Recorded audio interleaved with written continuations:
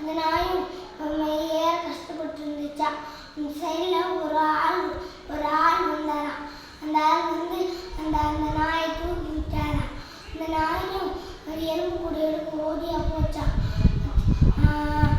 எடுத்துருச்சான். எடுத்துட்டு போய் அடுத்து அப்படியே வந்து அப்படியே எலும்பு கூட தின்னுட்டு இருந்துச்சான். தின்னு முடிச்சிருச்சு. அடுத்து எலும்பு கூட பார்த்தோன்னே ஓடியா போய்